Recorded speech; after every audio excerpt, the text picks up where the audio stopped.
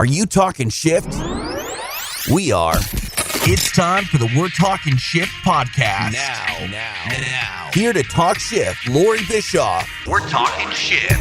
Hey everyone, it's Loree Bischoff here. Welcome to the We're Talking Shift podcast. This is a place where I talk shift because I believe shifting our thinking is the antidote to feeling stuck. And often, if we are really stuck, we've just got to follow that up by really going rogue and making a radical shift in our lives. Today, my going rogue guest is Natalie McGovern of Blissful Living. She's a lifestyle coach, a subconscious guru, and professional bliss catcher. And she has a really, really interesting story. Natalie used a combination of personal development work, self-hypnosis, and nutrition to heal herself from bedridden depression, mental illness, and chronic pain. After experiencing firsthand the power of what holistic health can do, Natalie enrolled in the Mind-Body Transformational Psychology program at the Southwest Institute of Healing Arts. And soon after graduating with an associate's degree in transformational psychology, along with certifications in life coaching and hypnotherapy and polarity therapy, Natalie was invited to be an instructor at the same institute, where she currently co-teaches life coaching and hypnotherapy. And it's also where we first met. Natalie has also taught psychology of addictions, master skills for healthcare practitioners, among other things. And she is now shifting her business to support her love of travel and photography. And soon she's going to be offering some amazing online courses to guide people through their own personal healing. Hey, welcome, Natalie. How are you? Are you ready to start talking some shift with me today? I am definitely ready to start talking some shift with you. Awesome. Well, I have to say it was such a delight when I met you, which of course was at the place I think near and dear to both of our hearts, the Southwest Institute of Healing Arts, for a number of reasons. But the first time I heard your story about your own journey through pretty significant health issues, I was really wowed, because I'm obsessed with the mind-body connection, as I know that you are, and I've been studying it for a long, long time, many years. And your story, your journey of transformation was really quite amazing. And I just think that people really need to hear what's possible when it comes to making these kinds of shifts, in their lives when traditional methods just aren't working for them. Yes. Well, and the fun thing is that I continue to be inspired by other people's stories as well. It never gets old, Yeah. I'm always wowed, wow, I can't believe that was possible. And then I'm also never surprised, if it makes sense, where, it's just, it's a beautiful experience when you go through a healing, like that. Right. Sure. So your story, and I really want to hear all about it, because I think it's really important. There's so many people out there that are just suffering from these so much, but so much of it is curable. So much of it is curable on your own.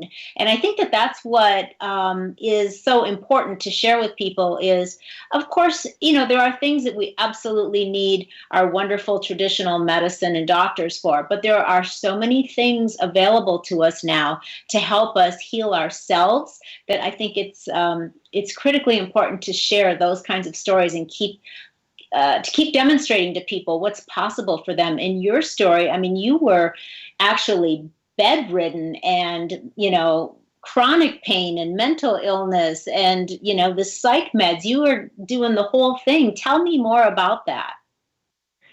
Yeah, well, it's so interesting for me to track how the chronic pain and the mental illness started to set in and then got as bad as it did when I look back. But when I was at my worst, I was starting to go into my 30s. My mental health issues started in my later 20s, and I actually, during a time that was really tough in my life, walked myself into a mental health hospital and basically said, I think I'm going crazy. And so that was kind of my journey. I walked myself in, and instead of the doctors doing a little bit more research and kind of like digging deeper into what could really be going on, they just instantly put me on psych meds. And if anybody who's listening has ever been on psych meds before, it's oftentimes not just one medication, and sometimes they will give you more because of the side effects of the one that you're on. Mm. So when I was 28, I was diagnosed as bipolar, and I was a normal, healthy weight. I was about 130 pounds, which is normal for me. And I was working a lot, and I was in a really toxic relationship. So between the work hours that weren't really suiting me, the job that wasn't suiting me, and the relationship, and then I was also self-medicating with alcohol and sometimes marijuana. So those things all together really created a formula for what oftentimes presents as mental illness.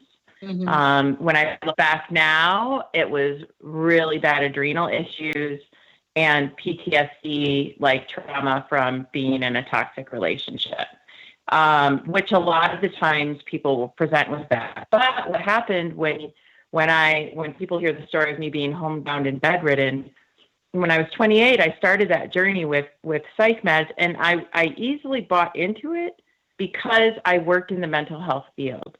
So it was familiar to me, being told that I was bipolar, being put on medications. I worked with special needs adults and children who were all on medications like that.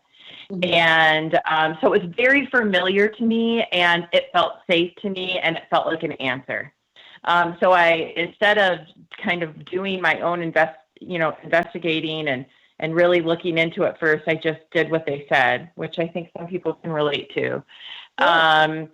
Yeah. Well, and yeah, I mean, people, you place your trust in your doctors and our traditional medicine, right? That's what we've been taught. So people just don't question it. You say, okay, these are my marching orders. This is what I'll do. This is what I'll take. This is when I'll take it. Yep. And when I was 28, in addition to having the depression and sometimes that really were like manic episodes, where I was just having periods of time where I was reckless and I was not sleeping and I was in a hyper sexual and hyper aware state, I was getting migraines. And so I was also doing Imitrex injections. I would typically go through about 11 of those a month, and then was a frequent flyer of the ER. I would go and get morphine injections or whatever they would give me. So that was about a 6 or 7 year cycle. And around year 6, it got so bad that I was no longer able to, I had already attempted suicide. I was a frequent flyer of psych hospitals, in and out all the time. And I got so bad that I ended up getting to be about 100 or 235 pounds. So I had gained 100 pounds. And I was just so filled with inflammation that I could barely sit up without either my stomach hurting so bad that I was throwing up, and then to top it off, with the mental illness and the side effects of the psych meds, I was consistently having both suicidal and sometimes even homicidal-like thoughts. So I ended up just living in a bedroom in my parents' house for almost a year. Like sometimes it would be the only time I would leave the room and go anywhere is if it was time for me to go to a case like a mandatory case manager clinic, session or something. Yeah. So So it got pretty bad towards the end. Yes. Yeah, my God. So how did that affect your parents? Because I think that's another thing that, is so important to address for a minute, because a lot of people that are going through, similar things to what you went through, there's a ripple effect, and the people around you are going, what do we do? How do we help you? They must have been at a loss themselves. Yes. Definitely, they were at a loss for many years.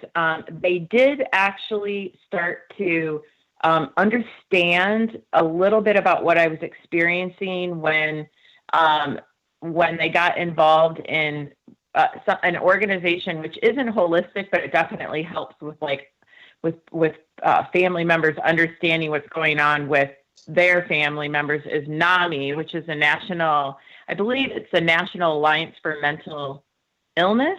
Mm-hmm. And it really does. My mother on her own went through, I believe, like a 12-week course to try to understand, and said that just even hearing the stories of the other parents, it's almost like going to Al-Anon for people who have, yeah. And right. Then the other thing was a couple of the family weeks and things at some of the psych facilities that I was in helped, but honestly, to tell you the truth, I feel like they still are struggling from what I think of as a little bit of PTSD from that time of what they experienced from me. Because to bring clarity to people who have never been on psych meds and stuff, they do cause sometimes memory loss. And you're oftentimes not yourself on them. You're like a back passenger in your life. And so there are definitely things about that time period that I don't remember or are very fuzzy or hazy, and even things from my past that I feel the lithium kind of stole from me, where I don't have memories. And so I always encourage friends and family members who either are supporting somebody with mental illness addiction and or that maybe that person has healed, but you can't accept the new them. Because you never, when you go through a radical transformation like I did, I'm not only am I not the sick Natalie anymore, I'm also not the Natalie I was before I got sick. She's gone. Right. She died. Yeah. She doesn't exist anymore. So sometimes, yeah. Right, because you're their daughter, and so it's almost like they lost you twice in a way. Yeah, the person who I was before all that happened, I obviously was injured and had things going on for that to occur in my life. And that's even, I always tell people, even though I had that radical transformation and healing, there's always more healing to have. And every time you up-level your life, more things from your past will sometimes surface or come out of the tissues, the cells of your body as an opportunity to heal, so that if you want to go to that next level, parts of you, you're going to have to shed parts of yourself. And that's really what started to happen when I took control back of my life. Is I came to one of those pivotal moments where I knew if I continued doing and living the way I was in that room with the mindset I had, I didn't think I would survive the year. I just figured I would probably just die, either of some kind of illness, or I might try to take my own life again. So I came to like one of those pivotal aha moments. And I even had one of those again last year, where it was like, the reckoning, the rumble and the reckoning, that Brene Brown talks about, where you're like, I'm here again. I have to make radical changes if I want to go to this place that I think I'm headed towards in my life. So you have done what I call going rogue, probably more than once in your life. It's funny because you know who Susie McLaughlin is, right? She's an instructor at Sweeha. I think you know who she is. But she calls me a maverick, and it's because I'm always pushing the boundaries of what should be possible to try to tell and prove to people that there's more possible than that even. Mm-hmm. So yeah, I have found, and that has been one of the hardest things, is feeling safe to go rogue and not go into like shame, worry, or fear, because you'll have all of these people who love you, along with all of the people who maybe don't like you, telling you shouldn't be doing that. Right. So what would you say was the first time that you really had to go rogue and, make a radical shift or do something that was, really by other standards, stepping out of line, and it changed the course of your life? What do you think was the first time? Well, I mean, if we go further back than when I decided to go off all the psych meds and, find that probably, when I first started acting out. And I don't know if anybody even resonates with that, but if you've been raised in kind of like I was raised in a strict Catholic family home by helicopter parents before that was even a term. What? And that is, tell us what helicopter parents are, because I have not heard that term. Oh, really? So helicopter parents are parents that are completely enmeshed in your life and literally have their hands in every aspect of your life. And so much so that you can't take care of yourself by the time you're an adult, because they've done everything for you. They've made all the decisions for you. And they oftentimes think they know best, but sometimes a helicopter parent isn't tuned into you. They're doing what they think is best based on their values and their wants and needs. So my parents were, by all standards, very loving parents, the picture perfect family from the outside. But I felt very suffocated and very unseen and heard by them, and was oftentimes forced to do things that just didn't really resonate with me. Nothing bad, but just, that type of parenting. So when I went to college the first time, I was forced to go. And I started acting out by just drinking and having sex and doing things that were considered going rogue. But I think that was the first time that I started to realize that I was my own person. Uh-huh. And so then when you fast forward to when I was on about 11 psych meds, and I had been on them for quite some time. And then again, I worked in mental health. So I had jobs in psych facilities as a behavioral health tech. Part of my job was helping hand out medication when I was in group homes and all of those things. So when I Googled, how to heal naturally from mental illness back in 2009/10, that was a huge going rogue. I found a life coach, and she had herself listed as a spiritual hypnotherapist. I didn't even know what Reiki was. Mm-hmm. She started talking about juicing, and those are, terms I remember, just terms that she said that I wasn't even familiar with. Mm-hmm. And you know what that's like, when somebody starts talking about, positive affirmations and all that wasn't even, I hadn't even heard of what an affirmation was, let alone toxic mindset. So when I Googled that and I found that there was something that something other than psych meds might be the answer, and I went that route, it was completely foreign to not only myself, but to everyone in my family. And everyone basically just kind of thought it was going to be one of those other things I tried that wouldn't work.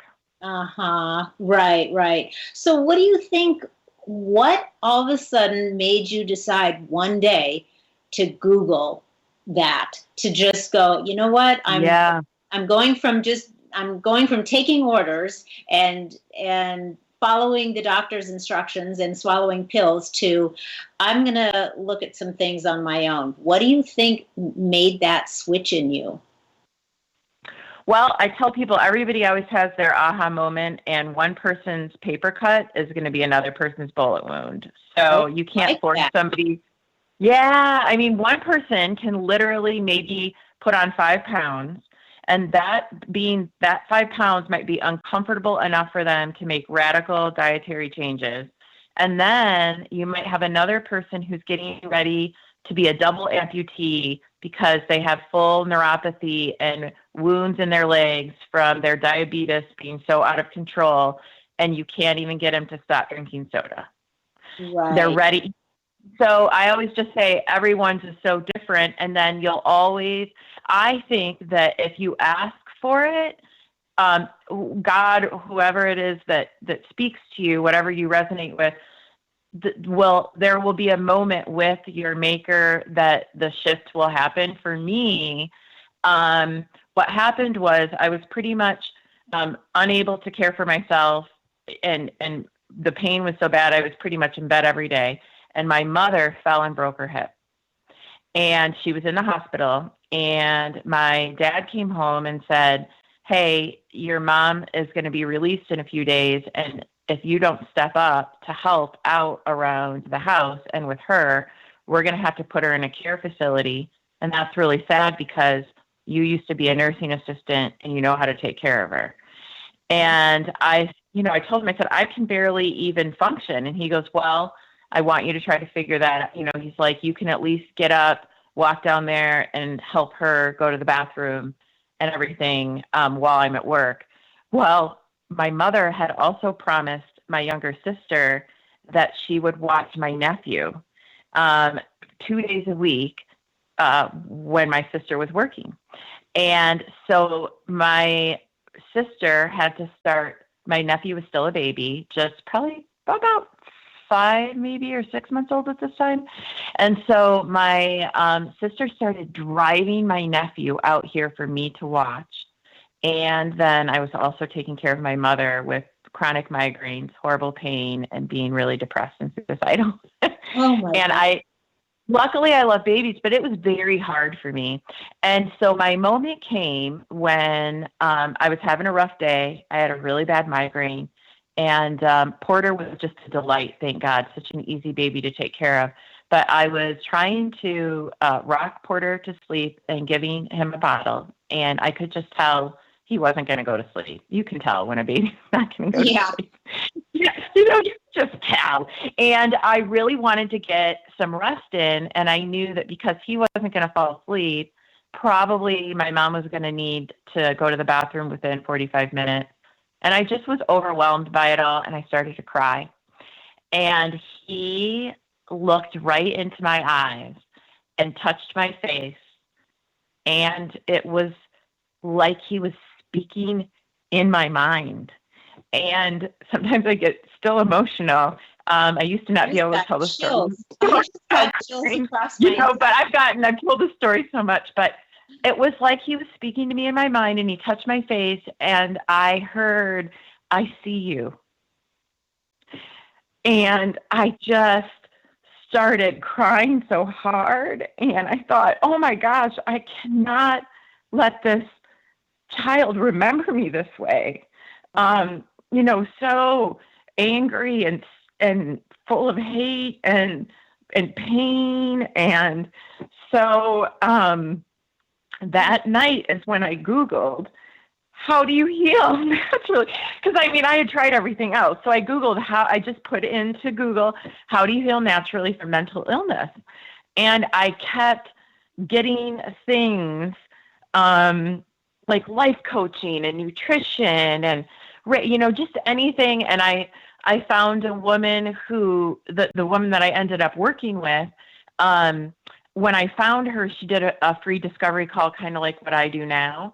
And when I called her, she was like, I'll only work with how sick you are. I'll only work with you if you commit to doing a whole package with me and you stick with me. And so I went in and I did a test session with her. But it was in that moment that I was like, I can no longer live this way. I either am not going to make it or I have to do something radically different than what I'm doing now. And so that moment was enough for me to hold on to for years, like getting through that. Natalie, that is just an amazing story. Seriously, my eyes just welled up too, and I got goosebumps all over. And it's like, you're going, the baby, like. I know, a baby. Right? Right. And that's why I even tell people, like, you don't know, like, what your purpose on this planet is. Yeah. And for Porter, that's my nephew who it happened to. He's 9 now. And from a young age, he has known that one of his was to save my life. So you've talked to him about that? Oh, yes. I mean, from a little age, he has known he's a healer, because that's what that is. He has such a highly attuned emotional intelligence. And then the interesting thing is we told him at such an early age, and we knew, like, that power that he had within him. When his younger brother was born, he was born with a hole in his heart and had to have open heart surgery by the time he was 6 months old. And we told Porter, my sister Molly, just anytime Paxton would cry or anything, Molly would say, Porter, just go over and lay your hand on his heart and do your healing stuff with him. And Porter would. And then he had such a miraculous fast healing after the surgery. I mean, I think the doctors told my sister that Paxton should have to be in the hospital for about 11 days. And I think they let him go in 4 or 5, and they wanted to release him earlier. And the nurses were like, well, let's keep him just one more day to be safe. Mm-hmm. But I always tell people, your moment might be that. It might be something like that, where a child says something to you or does something. It might be a phrase you read in a book. It could be something that somebody says to you in a grocery store. Right. It doesn't, just be open to it. And if you're ready for your life to change, just speak that out. And then also remember that, like, a lot of people just will see the end result of my healing and think that it was, like, fun. And I always let people know, like, healing means that you're going to grow, just like a growth spurt. So, like, there's going to be, like, awkward moments and pain and discomfort and crying and tears. But if you're just willing to, like, be in the mystery and the miracle and know that, like, I tell my clients that part of my favorite time in my life, when I look back, is that year I spent in bed. Because if I wouldn't have had that time in my life, I wouldn't be here now with you. Mm-hmm. And I wouldn't be able to relate to you and understand what you're going through. So now, if I'm in a really difficult time in my life, which happens still all the time, I typically will, have a conversation with my future self and be like, I have to remember this moment, because I know you're going to look back at me years from now and be like, you rocked, man. Thanks for taking one for the team during that time. Because, I'm using all the information that you gathered during that time and all the pain that you experienced to do what I'm doing now. So, and I call them, like, they're called, like, to me, I call them bliss shit moments. It's just shit that someday is going to bring me bliss. Like, I don't know. I don't know when. Right. But you have faith that it is definitely going to ultimately be your down the road. I have faith. That this painful moment that I'm experiencing, like, if I future pace it, and I do right by myself, which, is to be in the mystery and to not, like, stay in the darkness too long, and to figure out what the lesson is. And, right. Yeah. Well, the magic of that is not only do you, not only can you get through that process, probably minimizing your discomfort a little bit, knowing that there's a gift in there down the road for you, even if you don't know what it is right now, but you have faith that it's definitely there. And on top of that, that gift isn't just for you, because now you've got something, that other people can benefit from because of your experience in your, discomfort. Yeah. Well, and I always tell people, the words talent and gift, that they mean something more than what we oftentimes look at them as. A talent and a gift are something they're given to you. There's something that is so natural that we oftentimes don't realize that it's special, because it's so easy for us. So when you have a gift or a talent, something that comes naturally to you, and for me, because I had a little bit of that addiction and a little bit of that wave that you can get with the mental illness, the bipolar disorder, that inspiration, I used that when I went rogue. So instead of being addicted to toxic thinking and dark television and laying in my bed all day and being filled with shame and self-hate, I just shifted that energy and became addicted to affirmations and juicing and self-help books and documentaries and so everybody has something that they're just naturally are good at, that they might be able to pull from when they're trying to do a radical change. Right. Right. It's like a resource, and maybe it's just a resource that you've been misdirecting, and you just like pivoted and decided to turn those aspects of yourself, those characteristics, or as you call them, some of those addictions, you turn them into a positive vehicle instead of a negative. Yes. Awesome. And, when you're sharing, for me, I share a lot on social media, and I'm open a lot about what I'm going through and experiencing. And sometimes I wait until I'm almost healed with it before I share some of the really, I don't always do it right when I'm in the middle of it. But I have found that when that gift, sharing your gift with others. So I received a gift from God when he healed me. And the funny thing is that I did say to him every night when I would go to sleep, I would say, please either just take my life tonight or give me a way out of this. And if you help me find a way out of this, I will tell people, I promise you, I'll tell anyone who will listen to me what you did for me and how you did it. But I need, one of those two things to happen. And, there were days where I would wake up, just so mad at him because I was still alive. And so when I did experience the healing and I started to find the answer, when I went to the life coach that I started to go to, she taught me self-hypnosis, and she taught me that mind-body connection, and she got me into juicing. She said, if I can just ask you to do two things, it would be to do this visualization work and to try to start to add in juicing. And with just doing that, in 2 months, I was off of all 11 psych meds, and most of them I had been on the meds for 7 years. Wow. In 2 months. Yes. And so I enrolled in SWIHA, the Southwest Institute of Healing Arts, because she also said, I cannot fix you. You have to find your way, and you will heal yourself. I am just going to introduce you to the tools, and I'm going to cheer you on and call you on your bullshit. I'm going to get you out of the old programming. And so she said, you're going to have to figure out a way to stay off of those meds and to keep moving forward. And so when I enrolled in SWIHA, it was really for personal development work.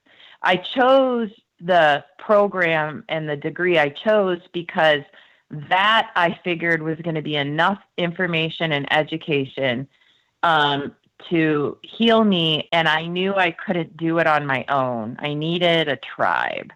I needed people to help me besides my family and the old friends that had gotten me sick. And you probably resonate with that. It's so important to have your affiliates, your associates, your people that you're always reaching out to and running things by. And so when I enrolled in SWIHA, it was really, to kind of keep myself going. And I was pleasantly surprised. I just made a commitment to myself that anytime I took a class, whatever they taught me, I was going to try to apply into my own life. And I also would let anyone who would let me try it on them, I would. And so I was really surprised and happily pleased that by the time I walked out of there 18 months later, I, was back down to 130 pounds. And I was, I had healed so many other things in my body. And I have a lot of before after pictures on my website and some blogs that I wrote about it. And so I just tell people, like, even if they say, like, you're going to die. I know people who have been, like, on IVs in comas that they've brought back with doing some of this work, and it's miraculous, and I always tell people, even if you don't heal the illness that you want to heal, you'll heal your relationship with it so much that your life will be different. Yes. And I think that's a really, really good point to make, because, some things maybe you just can't, for whatever reason, for a multitude of reasons, you can't completely do a 180 degree change. But you can, like you say, you can change the relationship and change how you move through life in that situation. Yes. And examples would be if you went through a divorce, or you perhaps lost a child, or maybe you lost a limb. Those things might not return or grow back. But when you do personal development work and you reach deep inside of yourself for the deeper meaning, you turn the burden into bliss in some way. And it might be you lost. An example could be, there's a SWIHA graduate who lost her adult child to a car accident, and she now works with parents who lost a child to a sudden death. Mm-hmm. And the work is so special to her and her husband, and she would not be doing that work if she had not lost her son. Right. And so sometimes you're once they get to the place where they're full and brimming with health and wellness, the end result is that you just automatically want to give back and share the wealth. Yeah. And, Yeah. And I think that's such a great point, because when you to that point where you can share and help others, I mean, there's just not a better feeling in the world of knowing that you have somehow, in some measure, whether it's big or small, that you have helped somebody feel better about whatever is going on in their life. To be able to be of service in that way, I just don't know of a higher feeling than that, and a higher calling. I agree. I do. I agree. And it's one of those things where it becomes almost a part of who you are. Last year, I dated a guy for a hot minute. And part of the reason why it was a hot minute is that he said that it was annoying how into personal development work I was. Oh. And I thought, he first tried to say, I don't like it that you're always talking about work. And I was confused at first. I didn't know what he was talking about, because I didn't. And then he explained, the fact that you're always wanting to, like, assess what's happening in your life and change it, or he goes, that's really annoying to me. And I thought, well, then I'm not the girl for you, because right. That's just who I am for the rest of my life. I'm always going to be now looking for the deeper meaning, trying to become my best self, go running to my friends, telling them the mistake I just made and how I want to do better. Well, it's a good thing that came out real quick. Right? Yeah. I was glad he was honest with me. And I said, well, we'll just agree to part ways now. Yes. Thank you for your honesty. We have just saved a lot of time. And it does. I tell people, if you decide to embark on, I call it the road less traveled. So if you decide to go rogue and take the road less traveled, and it's going to be different for everybody when you decide to chase your bliss. The closer you get to your bliss, you'll find that the road is less traveled because no one else has been there before. It's just for you. There's going to be very few people on that road, and the people who are on it that are cheering you on will get less and less the closer you get to that radical transformation. And I tell people that when you decide to take a journey like this, you might lose some of the people closest to you because it will be uncomfortable. And sometimes they'll return later. And then other times it might be that the people that you thought were your support or for you, they've just now they no longer serve this part in your life. And the nice thing about doing this work is that usually if you're doing it right, it happens with love and grace. And it doesn't always have to be awful, but you know your environment might change, your friends might change, your family might change, or the way you spend time with them.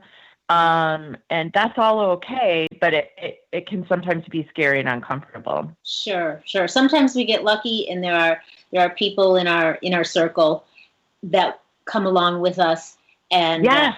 Right. And then sometimes it just doesn't happen that way. Everyone's in their own place, and we outgrow each other, and it's just not everybody's a lifetime assignment. You know, some people are just in your life for a moment or a season, and then you move on if you're evolving, and it's okay. Yeah. Yes. And again, sometimes the people who are in your life for a very short time can be the most important people. Yes. Some people who have literally come into my life, and an example of that would be, I found out about Sweha through a literally 2-minute conversation with a woman who passed by me at one of the psych facilities that I was working at. I think she was an angel, but I was fired the next day.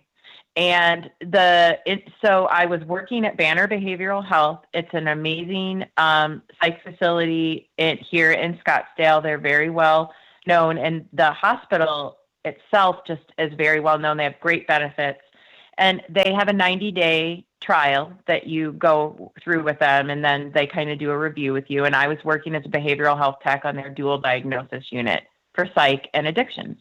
And I was a behavioral health tech that was known for telling and encouraging people to talk to their doctors if they were having bad side effects or weren't liking their meds, because I was on them and I knew what it felt like to have bad side effects. Well, they didn't like that. And so the night before I got called into that office, I passed by a woman who was coming on for the night shift. So she was going to be working. I had never seen her before. And I was coming off of the second shift. And I made a comment that I would hate to work the overnight shift to her. And she said, "Oh, I love it because I go to school at Sweha from 10 to 6. And I drive here afterwards. I clock in at 10:30. I work all night, and then I can take my daughter to school in the morning, and then I go home and sleep or study." And I said, "What's Sweha?" And she said, "Oh, it's this amazing school that helps you heal naturally and has all these holistic modalities. And I plan on using everything I learned there to help people get off of all of these medications and not have to take them." And I thought, "Oh, I would love to do that," right? You know? And so I thought I would love to do that. And she said, "Well, you should go to Gifts and Graces. It's a free event they have the first Friday of every month, and you can experience all their modalities, and they have a talk. It's really great." And I thought, okay, cool, I'll do that. So I walk out, I leave. The next day, they let me go. And then later that afternoon, I found out that the man I was dating who worked there was married. Oh. And Loree, I had no confidence at that time, no sense of self.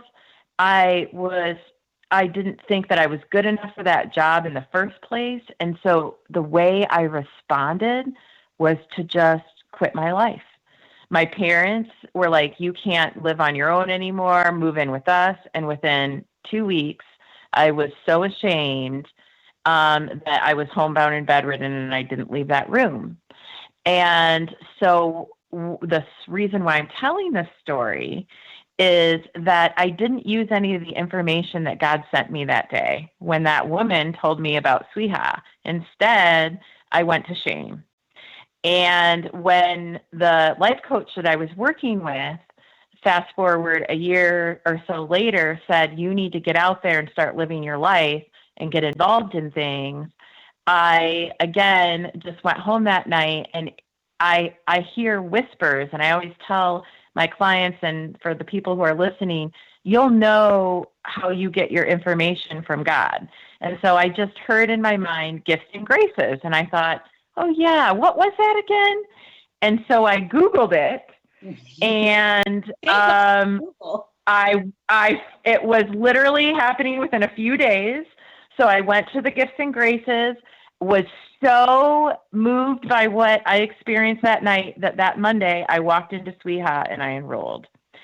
Now, I reached out to somebody who worked at Banner, and I was telling them that story, and they said that there was no one by that woman's description who worked there. And she was Black, so we had a very it was just, they're like, there's nobody who was Black who worked on your unit who did the night shift then. And I was like, I think she was an angel. I don't think she existed. I think I got fired the next day because I was no longer needed there. Sure. I got the information I needed. I wasn't a good fit for that job. And it was up to me to take the information and run with it. And I chose not to.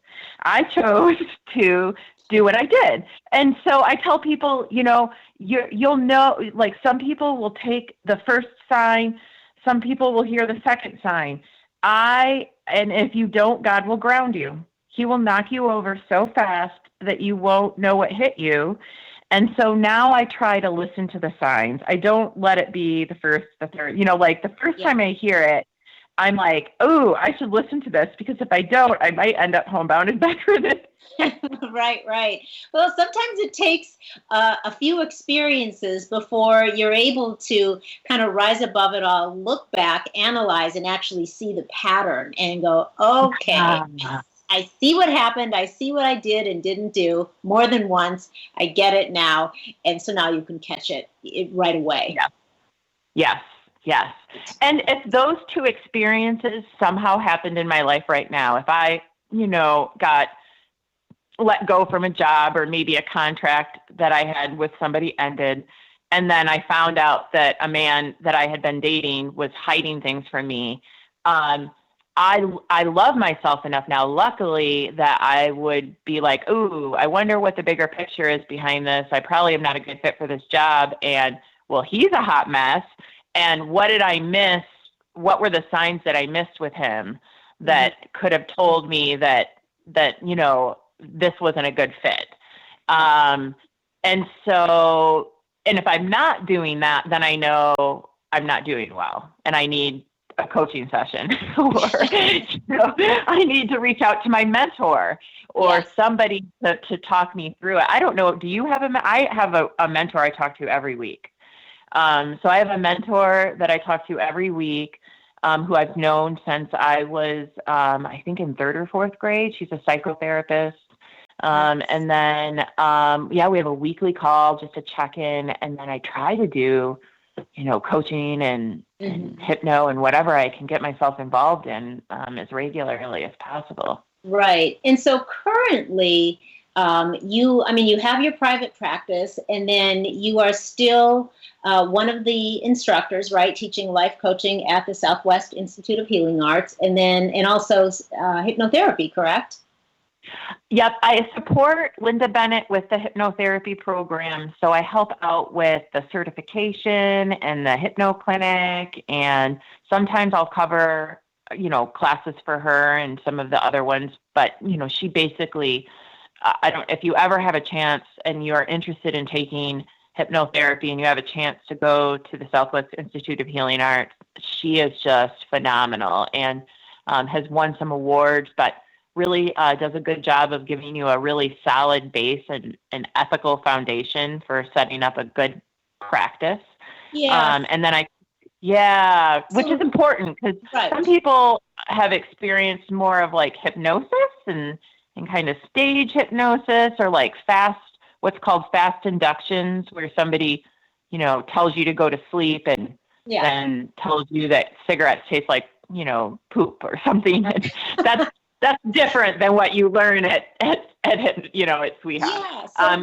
So for our listeners, Natalie, who may not be familiar with hypnotherapy, just if you don't mind, give just a quick explanation of what that is and how it works, so they do know the difference. Well, if you're doing transpersonal hypnotherapy, which is what I practice, what I'm doing is I'm helping you to achieve a relaxed state, and usually you're doing that by using guided imagery. So I'm making imagery suggestions to you. I'm playing soft music. I'm helping you with your breathing. And based on the interview that I've done with you and the coaching that we've done, you might have something that you want to break free of or explore. So it could be a physical or a health issue, or it might be something emotional. So a lot will be, an example could be, I work with a lot of women who have gone through trauma, physical and emotional trauma, abuse in relationships. So maybe she comes in and she wants to break free of kind of being in toxic relationships with men. And she thinks it's about things that happened to her when she was a child with her dad. So we would be able to use different techniques that I use to get that person relaxed.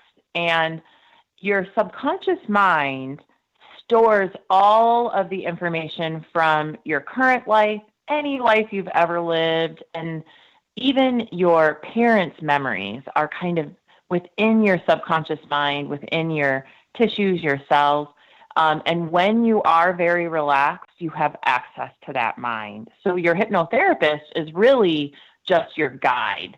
And we have tools and techniques that will help you access the parts of your mind that have all the information you would need to heal, to understand, to let go, to change the behavior or the memory in a way that will serve you, and kind of send that new messaging to your conscious mind and your everyday life. And so what I'm doing is guiding people through a process where they're accessing the deeper part of themselves, changing the way they relate to the issue or however that is stored within them. We have energy blocks that can kind of store in your body. So if you had a traumatic moment or an experience, it might be stored in your shoulder or in your knee or in your thyroid or in your fingers. And it might be showing up as your arthritis in your hands or the pain in your knee. Yeah. So all of those kind of things can be explored and healed in hypnotherapy. And I will send to you so that you can kind of link it in the show notes below. I have 2 really good blogs that I've written on how hypnotherapy works, and then how you can use self-hypnosis, which is very powerful. And just for all the listeners that are listening, when I was able to get off of the psych meds within 2 months, that was all through self-hypnosis. Amazing. So that was all. And a really good book is The Power of Your Subconscious Mind by Joseph Murphy. It's an oldie but goodie. It was written in the 60s. They rewrote it several years ago. But he was a doctor who had brain, like a tumor in his brain, and healed himself using visualization, and then wrote a whole book on what him and his patients did using the subconscious and visualization. And if you're somebody who maybe has some misconceptions about hypnotherapy or are on the fence about it because of your religious beliefs, he also breaks down Bible scriptures and ways that the Bible references our innate ability to heal and access that deeper spiritual part of ourselves. I like that. Yeah, I like that. It was very helpful because when I went and worked with the woman I worked with, again, I was really locked into some old programming, and I needed to be broken out of that. And one of them was kind of coming from things from like old Bible verses and old ways of thinking. So I really appreciated that book and all of the tools that it offered me. And it's a very easy breakdown of the subconscious and how it works and how it's storing information. If the world read that book, we would probably be able to completely heal within 10 years. Excellent. Like the whole world. Yeah. Excellent suggestion. So let's all make an agreement to go out to read and get that book. And it's on Audible. So if you're somebody who isn't a big reader and you need to listen to your books, it is available in audio. Yeah, not wanting to be a book reader is no longer an excuse. You can still... it's so funny because people will try to use that. And I have noticed that if you're struggling with adrenal fatigue, or when I was on those psych meds, I couldn't read. Like the words were really fuzzy, and I oftentimes couldn't retain information. Mm-hmm. But fun fact, your subconscious mind is always awake, always alert, and always listening. So you can listen to audiobooks, and sometimes when you're not paying attention, when you're cleaning and when you're, going about your day, or maybe when you're driving, that you'd be surprised at how much it's really going into the deeper parts of yourself. And you'll later in life read something or you'll hear something and you'll be like, how do I know that? Yeah. That's because, familiar, right? Yeah. And then we learned at SWEHA in the energy anatomy class that I took that because your subconscious mind does not have limits of time and space, you can simply read, you can sleep with reading material next to you or in your room, and your subconscious mind can read it at night.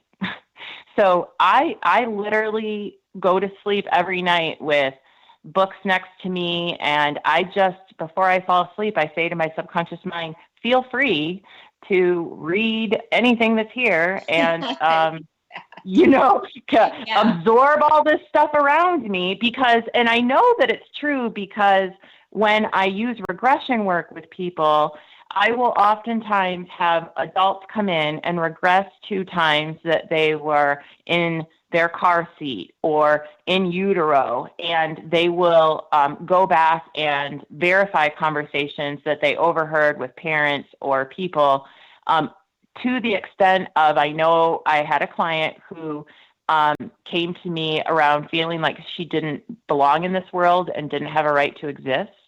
And it took her to when her mother went to an abortion clinic to get an abortion and was on the table when she had second thoughts and ran out, and never shared that with her daughter. And so after the session, she said, I feel like I'm making that up. And I said, well, you could always go and ask your mom. And she did. And her mother literally was like, how would you know that? Mm-hmm. And so I tell people, don't not only doubt the power of your subconscious mind to now learn things, but also know that some of the things that you're struggling with now as an adult are a result of things that might not even be traumatic, but just things that you overheard as a child. Yeah. Where you just decided that was true, and now you're running from that old memory, and you can kind of release that from the subconscious and tell it something different if you need to.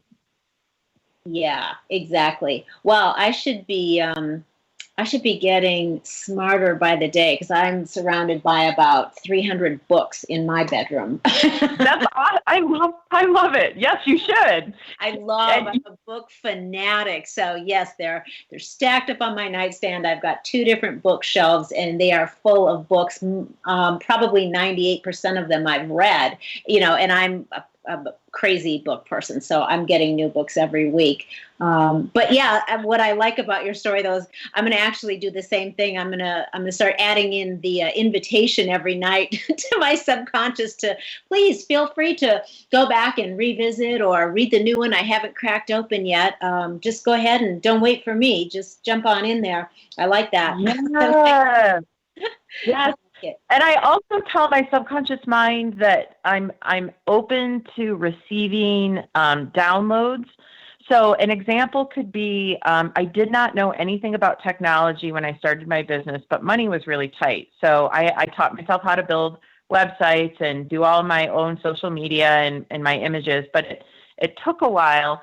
And so every night before I would go to bed, and then every day I would say to like my subconscious mind and my higher self, I know that somewhere in some time and space, I know how to do this. And I want you to download that information to me now.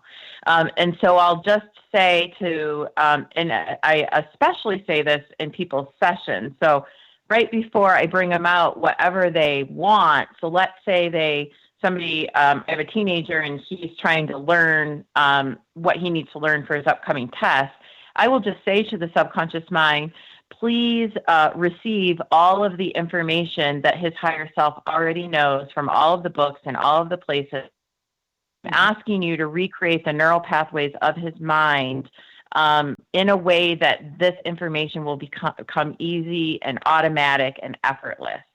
And you can say that to yourself all day long. You can just say, subconscious mind, I am saying that I want all of my tissues and my cells to be running at optimal health. I say yes to my thyroid working. Whatever it is that you want to do, your subconscious mind somewhere knows what that is. Yeah. And can reach through time and space. And it might be that the way your subconscious mind helps you is that it guides you to sitting down at a chair, and next to you is the magazine article that you're going to read that tells you about the doctor that helps you heal your thyroid. You just don't know how it's going to get you the information, and you don't need to care. Right. You're just like, yes, either you're going to learn how to build a site or a website, or somebody is going to show up and be like, oh, I've been dying to build somebody a website. I'll do that for you for free. Right. Your job is just to be open to allowing it to happen and flow to you. Just receive it. Just receive it. And you oftentimes will hear funny things like an example could be, I recently decided that I wanted to start to teach myself photography. I wanted a professional photographer. It felt insane to go out and buy one when I didn't know anything about it. So I just told my subconscious mind that I wanted somebody to give me a camera, somebody who bought a camera impulsively and never uses it. And I wanted it to be easy and effortless and whatever. So I started doing a meet and greet for practitioners when I lived in Sedona. And everybody told me that it was a waste of time. I wasn't charging for it. Why are you doing it? I met so many amazing people through that I needed to meet. And I was at one of those meet and greets. We were taking photos. And I made a joke that soon we would have a professional camera there that would give us better photos, but I needed to manifest one. And literally, Loree, this woman came up to me and she's like, hey, I've been trying to think of who I can give this camera to that I bought impulsively. And she goes, I literally don't even know how to use it. I've only taken pictures of my dog. It's just sitting there. I'm going to give it to you. And it was a, $700 Nikon with all of the attachments and everything. And she just gave it to me. That's amazing. Don't you just love the law of attraction? Wow. Yes. And it was funny because she's like, that is so weird. Because I literally just thought to myself, who can I give this to?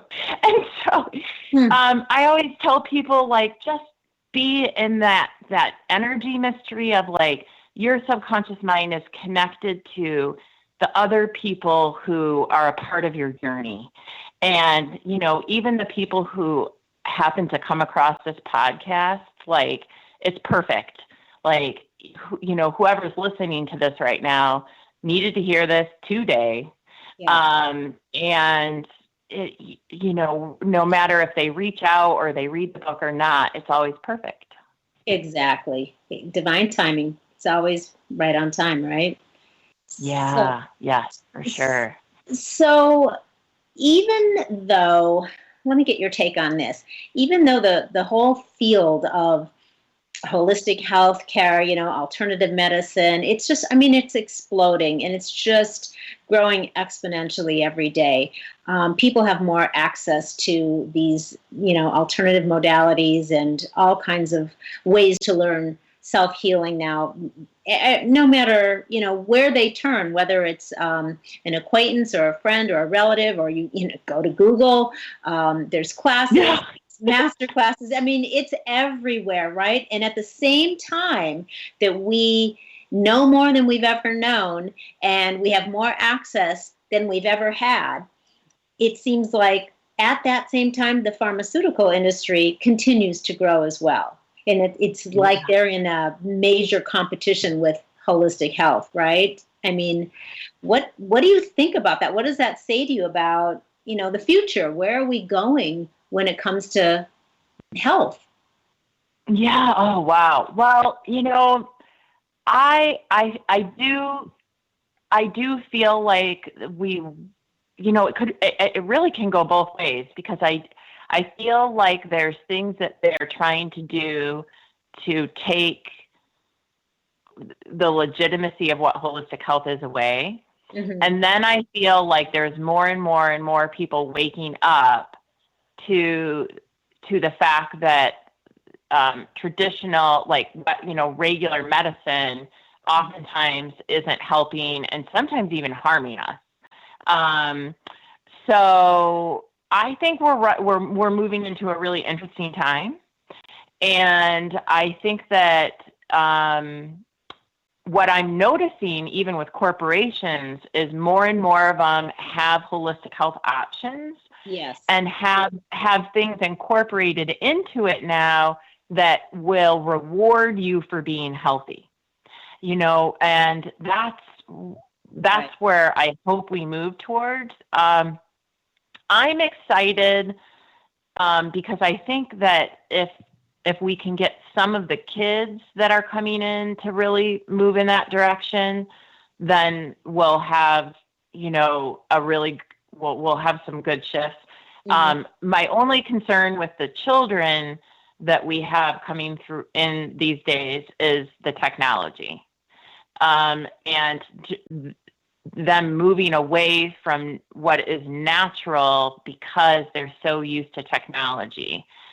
So when you're always, have technology in your hands, you sometimes forget to go and enjoy the tree outside. Yeah. When you always are indoors, you forget that the actual frequency that comes from the ground touching your bare feet heals you. Yeah. Yep. So we're in a really exciting time where we have people who, are choosing to do, that more natural route and incorporate it in. And then we do have a lot of, the addiction that's coming from like pain meds and those kind of things where that's moving in really a epidemic and dangerous almost. Right. Mm-hmm. Yeah, it really is. It's really interesting because it seems like these two, we'll call it industries, even though, I don't think holistic health is really like an industry, but just for lack of a better word, but it does seem like there is it's like a race to who's gonna triumph, mm-hmm. the pharmaceutical industry and traditional medicine, or is the alternative medicine and holistic healing and all that going to be able to hold its own, you know what I mean? Which I think it will.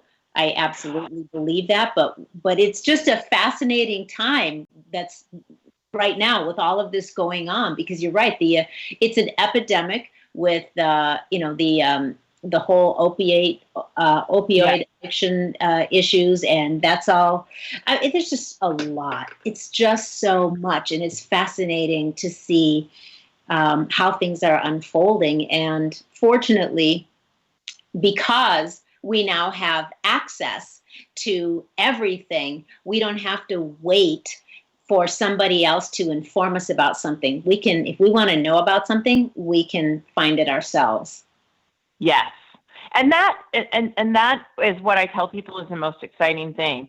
No matter if you're choosing to go a traditional route or if you're choosing to go the holistic route, what I always tell people is the mistake that I made that was almost fatal is that I put the power into somebody else's hands for my health. And I also ignored my gut and my own knowing about myself and my body and let somebody else answer those questions for me. And so what I always tell people, if I can give you one piece of advice, is know that you know what's best for you always. And that just because somebody tells you not to do something or it's not going to work or that you're crazy doesn't mean it's true. Trust your gut. Trust that what's coming to you, like I shouldn't take that med, or this doesn't feel right, or I think I want to look into this first before I say yes to this surgery. Like my dad was playing with my nephews last summer in the pool, and after they left, he was really having a hard time moving his shoulder. It really hurt bad. I kept encouraging him to go to a chiropractor. And I said, you just let him look at it. And I gave him a documentary to watch on it and everything. He went to a regular traditional, doctor first, and they scheduled him for an MRI and a surgery. And I said I just begged my dad. I was like, please, before you go and do this, just talk to a chiropractor. And within 3 adjustments, my dad was fine. And so I tell people, like, just because this doctor with a degree is telling you need this does not mean it's true. Yeah. And you have a right to let your fingers do the walking and go look on Google, and then you also have a right to interview whoever you're thinking of working with. And so I tell people the discovery call is a mutual interview. I'm going to interview you to see if you're a good fit for the work I do. And you have every right to ask me questions and to make sure that I'm a good fit for you. And you have a right to fire somebody if you think that they are not hearing you or listening to you. And I have had doctors roll their eyes at me, laugh at me, tell me that the things that I'm thinking about doing will never work. And I had that same doctor when I got off my last medication, which was the thyroid medication, ask me for my business card. When I was like, just so you know, I'm never coming back here again. I haven't been to, I don't have, I take the fine for Obamacare. I don't pay for insurance. If I go to a naturopathic doctor, I pay cash. But I've been to the doctor just a few times over the course of the last 7 years. And in every aspect, I ended up finding the answer. Like, I went to them, I listened to what they had to say. I found tons of things that I was like, that does not resonate with me. And after I did my exploratory work, it ended up being that I found the answer for what was wrong. And, so I always tell people, like, trust that you have within you, or you could at least hire the team of people to help you. Right. Exactly. Yeah. If you don't have the motivation or the initiative or the whatever it is to do your own research, there are people, like you say, there are teams of people that you can enlist on your behalf to help you. Yeah. Yes. Absolutely. Yeah. And it might even be, that you're like, gosh, I need, I think I'm going to look for a coach, a chiropractor, a body worker, a naturopath. I'm going to go around and I'm going to interview some people. And anyone, and just like there's actual doctors that maybe have horrible bedside manner, or you feel they rush you through the appointment, or you hate the receptionist, you're gonna have that same thing with the holistic health, industry. And so if you get like the creep vibe from somebody, or you feel like maybe they're like a charlatan or being unethical, like trust that too, and be like, gosh, this person doesn't seem to be, really helping me in a way that I think it's, it's time for us to move on. Mm-hmm. Yeah. Listen to the intuition that's coming to you, and just follow it. It really won't lead you astray. Tell me quickly about the online courses that you are developing. Yeah. So, gosh, and it always takes so much longer than you think, right? And I keep thinking probably I'm just giving people too much information. But I will be hopefully soon launching kind of an online community, and then within that community, I will be doing a little bit like what you're doing, where people will have access to podcasts and blogs and videos of me interviewing other practitioners and featuring modalities and things that have helped me along the way. And then the first online course that I will probably launch is going to be specifically on how to use the elements and nature to keep your body and mind balanced. So I always tell everybody I was able to get off of all of those psych meds using self-hypnosis, which is a part of the elements as well. It fits in really well with the elements, and the subconscious mind goes with the water element or the sacral chakra. But the way I was able to stay balanced and almost kind of be my own, what I call like a metaphysician or your own doctor, is by applying the elements into my daily life. Okay. So what? Yeah, so give us a couple of specific tips. Like, that's awesome that you would suggest, listeners that are, maybe this is still new to them, this whole holistic healing and really taking their health into their own hands. What are a few things that you could just quickly tell them to try and just get a feel for it? If you wanted to work with the elements and just kind of see what they can do for you, I would probably recommend grounding to just get started, which would be the daily practice of connecting to the energy of the earth. The best and fastest way to do it, and sometimes in cold weather it can be a little hard, is to just get your bare feet connected to the earth. And I will send you a couple of videos that they can watch through through links. But there's now scientific proof that grounding and the energy that is emitted from the earth can reduce 90% of the inflammation in your body within 10 to 15 minutes. Right. Yeah. And so if they could get out every day, walk in nature, touch a tree, really get connected to the energy of the earth, most illnesses are inflammation-based, even mental illness.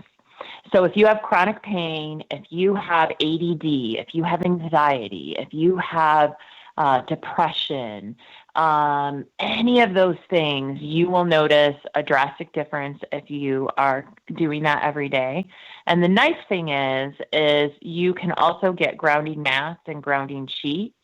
And things that you can connect to your body if you can't get outside. So like right now, this week it was like -50 in Illinois. Yeah, I was just going to say, so my friends and family in the north, they're like, that's not going to happen for quite a few months. What do we do in the meantime? Definitely. That would be when Clinton Ober, who wrote the book Earthing, which again, I'll kind of send that over. He wrote this amazing book, Earthing.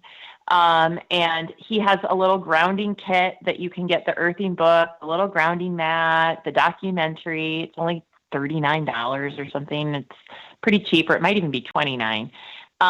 So I always recommend something like that, especially if you are indoors in an office under fluorescent lights all day.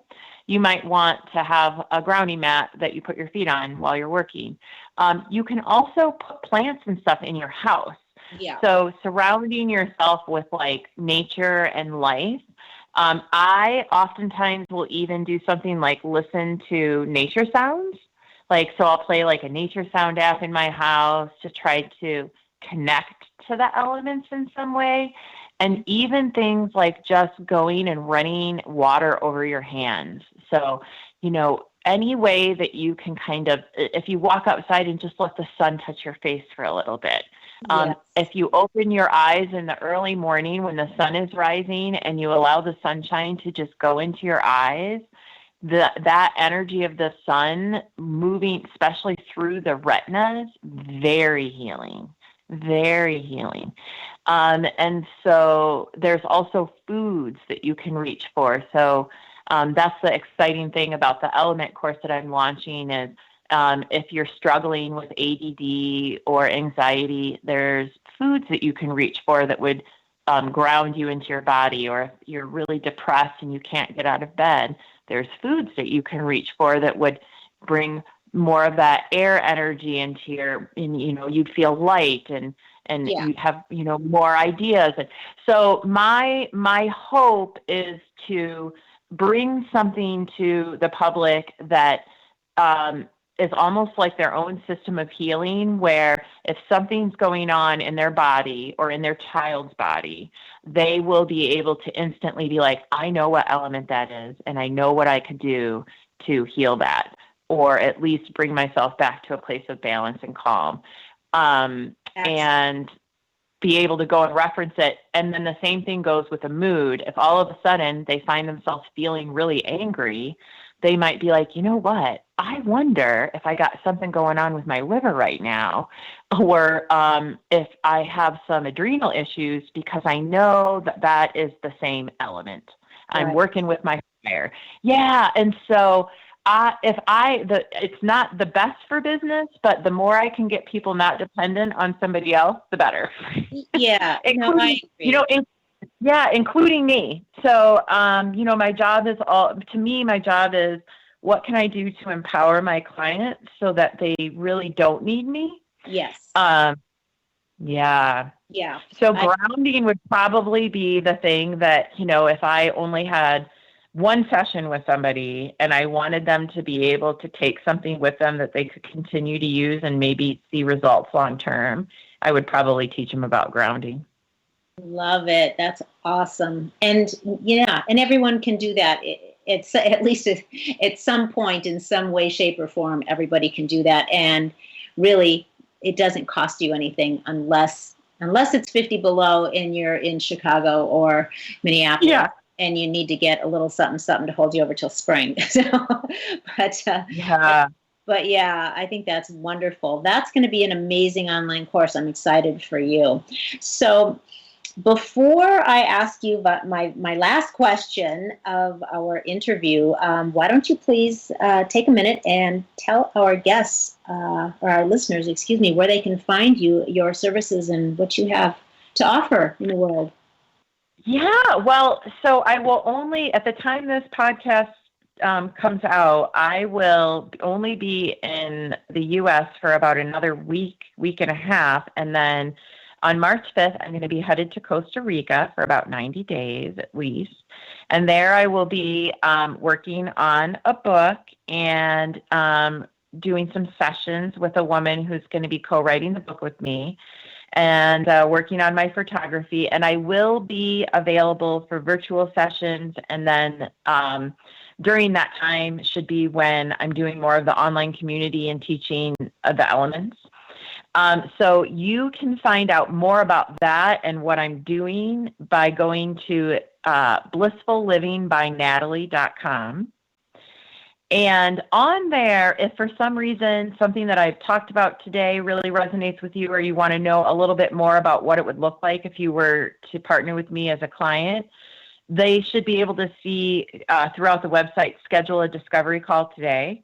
And if they want to, it'll ask where they heard about me. And if they put, this podcast and your name and everything, then I will give them a a discount on, all of the little things I have going on and Oh, stuff. nice. So, Okay. So it's yeah. blissfullivingbyNatalie.com? Yep. blissfullivingbyNatalie.com. And then if they wanted to follow me on social media, I'm on Instagram at Natalie Blisscatcher. And then on Facebook, they'll be able to find me on both platforms very easily if they just use #Blisscatcher. I have a couple different pages on each of those platforms, and I do a lot of tips on self-healing, and I love to share out. I'm a big reader like you, so I'm always sharing out the books I've read and, the documentaries that I've watched and other healers and products that I've tried that are really working for me. Excellent. And that's the online community will be a lot about that. And the reason why I'll be doing the online community is it will be specifically a sacred, safe place for people who want to share and process healing from abuse. And so it kind of takes it into a private forum where people, if there's one thing I get, I would like to your comments more or participate more in your discussions, but my family is watching my feed. Yeah. Yeah. Nice I can't. Private place. Yeah, I can't participate as much, or I would love to do that, but my husband is on Facebook with me, and I can't talk about that openly. But they want a place to do it, so I'll be moving more into that, and it'll be a very specific thing for people who are trying to do radical healing and personal development work, and really want to talk about some very raw things within that group. Yeah. That's awesome. All right. And then if they go to your website and yes, they want to work with you, they can mention the We're Talking Shit podcast, and you will have a discount for them. Yeah, if they want to do it, what I usually do is normally if somebody does some work with me, they do a package. But if somebody is listening to this podcast today, I will do a 90-minute virtual session with you. And usually I let them choose, but it's typically a combination of coaching and subconscious work. So I'll do a 90-minute virtual session for $111. And normally that's about $77 off. Yeah. So if they just mention talking shift, they can kind of try it out, because sometimes people are a little bit hesitant with the virtual, but I find, I don't know about you, but I get just as good a results virtually as I do in person. Yeah, definitely. Absolutely. That is a wonderful offer. So I hope, I hope some listeners take you up on it. That's a great deal. So thank you for offering that to our listeners. Excellent. So before I let you go, I want to ask you one more question. And that is, Natalie, what would you like to share with our listeners about the value of going rogue? Oh my gosh. Well, I love to go rogue. It's one of my things. I think the value of going rogue is that when you get to the end, whether it works or it doesn't work, you gave it your all. Like, that you trusted your gut, and even if what you did seemed crazy to everyone else, you did it. And you did it despite what other people said could happen or would happen. So I do feel, and to me, I don't know the type of people who listen to your podcast, but one of the biggest people who I think went rogue was Jesus Christ. Definitely. I mean, he went big time rogue.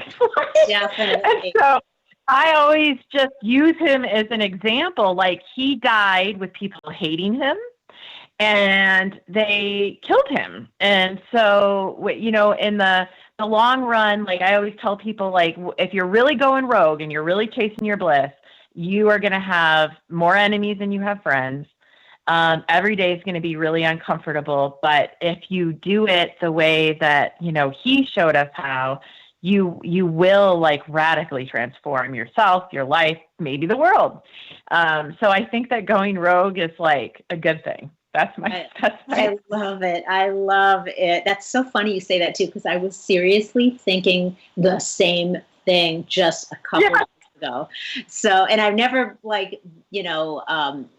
verbalized that to anybody. So it's so funny that you say that, but I hear you. I think that's awesome. That's a great takeaway. Thank you so much, Natalie. This has been a really interesting conversation, and I love everything that you've shared. I think people are going to get a lot out of this. So thank you for hanging out with us today. I really appreciate it. Thank you for having me. It was so much fun. Yes. Well, you are going to have a lot of fun in Costa Rica. I'm jealous, and I am so excited about what you're producing and putting out into the world, and we will stay in touch and have safe travels. We'll talk to you soon. Thank you so much. Thank you, Natalie. Bye-bye. Bye-bye. Oh, I am so jealous about going to Costa Rica. That's where Natalie is heading next, but at least we got to catch her for a little bit before she took off. That was a really interesting conversation. So if you liked what you heard today, go ahead and check out we'retalkingshift.com. Leave me some comments. I'd love to hear your thoughts about the guests and the show. And all the links to social media are on there as well. If you're trying to make some shift happen in your life and you would like some private coaching with me, then please connect with me on any of the social media platforms or through we'retalkingshift.com or LoreeBischoff.com. Thank you all so much for listening. And until we meet again next week, stay feisty, my friends, and go make some shift happen in your own life. You too, Gary V. The preceding podcast was a PJ DeSantis production. Comments, questions, and inquiries can be directed to DeSantisProd@gmail.com.